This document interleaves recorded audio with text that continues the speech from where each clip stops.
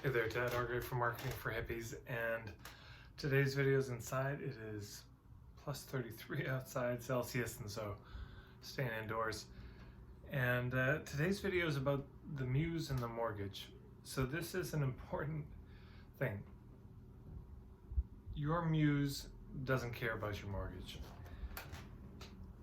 This is a very difficult thing for entrepreneurs, particularly who are more artists than entrepreneurs, to come to terms with. It can feel so authentic, and I suppose it is authentic to follow one's muse. But if we imagine that our muse is external to us, I think it's a lot of, as the Greeks and maybe some other cultures understood, that we had a genius that was not, we were a genius, but we had a genius. We had a muse. And we are often fed ideas from the other side. And that muse, as far as I can tell, doesn't care if we eat, particularly, as evidenced by artists losing track of time and being in the studio for days and not eating, just completely losing track of their own bodily needs, including money. And this is something every entrepreneur has to grapple with. I've done other videos before about the artist and the entrepreneur and that tension. And so I suppose this is a bit of a deeper look into the artist side. One of the things that typifies artists is this inspiration. Ideas pour through. One can really be a victim to them, because when they come, there's nothing else that you want to do but express them, whether that's in writing, painting, photography, whatever the art is, helping people. If you're a healer and that's your art, when these ideas and this force starts pouring through, we just want to engage it. But again, the muse doesn't care about your mortgage. The soul has other concerns, I think, than whether or not we have a place to sleep at night. It has a mandate for our lives, and if we give over entirely to it, well, it may go well for future generations, maybe, but not for us. So this is the constant tension. How do I deal with the needs of my body, but also the needs of my soul? How do I keep a good relationship with my muse, but also pay the mortgage, if that's important to you? And I think this is one of the things that it ultimately comes down to. Do you want to have a business, or do you want to have a hobby? Do you want this to be something that meets your needs monetarily, or do you want to get those needs met in other ways? Or do you just want to do, pull a peace pilgrim, get a fanny pack and walk around and only eat when you're offered food?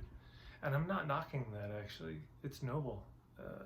I have nothing but respect for peace pilgrim and people who opt out of the whole money system and only barter and trade or hunt their own food. The rewilding, the reskilling, I mean, my hat off to those people. That's a valid, noble, beautiful way to live. But is it what you want? So these are the questions that we have to really come to grips with when we're looking at our business, is do we want to have a business or not? Because when people say, oh, but I'm just myself and I just express myself and I just want to do what I do, and put that out there, and we'll see how it goes. And I just trust it's going to work out well. As a lot of entrepreneurs have figured out, sadly, you can build it and they still don't come. Van Gogh built a lot of things and nobody came during his lifetime. Now, after his lifetime, it went very well for his reputation, but not for his rent. So the muse doesn't care, or your muse, I should say in particular, doesn't care about your mortgage. And this is a decision you're just going to have to make. You're going to have to figure out your relationship to the long game and the short game of this.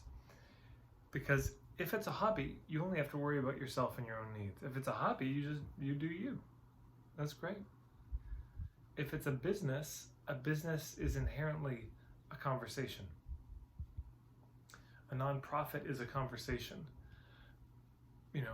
If it's a nonprofit, it's a conversation between you and the community you are intending to serve. And if it's a business, it's between you and the marketplace.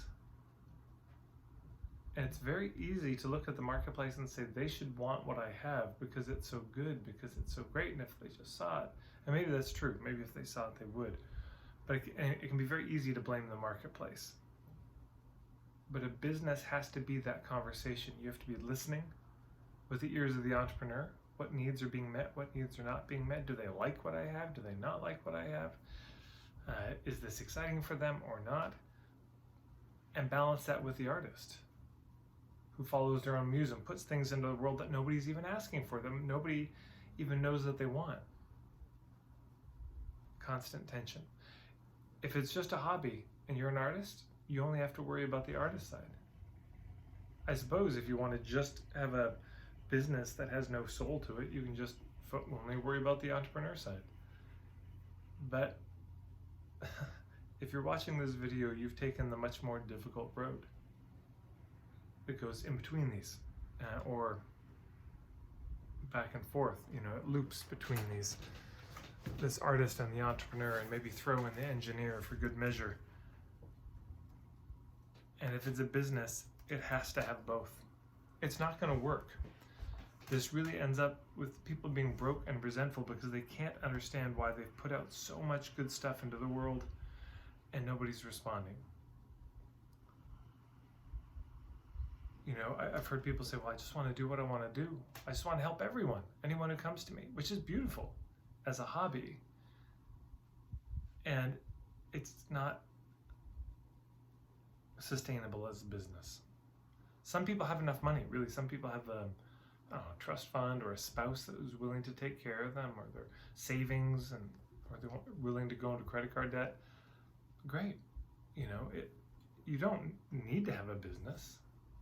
There's no requirement. There's no mandate. If you don't, that having a business is better than having a hobby. That is certainly not true. That's definitely not true. But your muse doesn't care about your mortgage. Your muse might give you a good reputation, but she won't pay your rent. And that reputation will probably come long after you're gone. So something to think about. I just had a puttering session with a woman today who, by the end of the call, she ended it early because she realized she doesn't actually know if she wants a business. She's not clear, and I think she needs to get clear about that before she decides whether she is going to be asking for help. It's an honest question. I admire anyone who wrestles with it. I have plenty of friends who just do it as a hobby, and sometimes I envy them. So that's it. I think that's all I had to say. Hopefully this is helpful in some way. If you have any thoughts or reflections, I'd love to hear about them in the comments below. By the way, if you like these videos, give it a thumbs up. I'm told it helps with the algorithm, so when you watch my videos, if you can give it a like, as well as a subscribe and hit the bell icon if you want to follow my videos, I'd be very grateful. And share it up, with everyone you know. I think that's it. Oh, of course, marketingforhippies.com is my website. You can find me on Facebook. All the usuals. Thanks so much.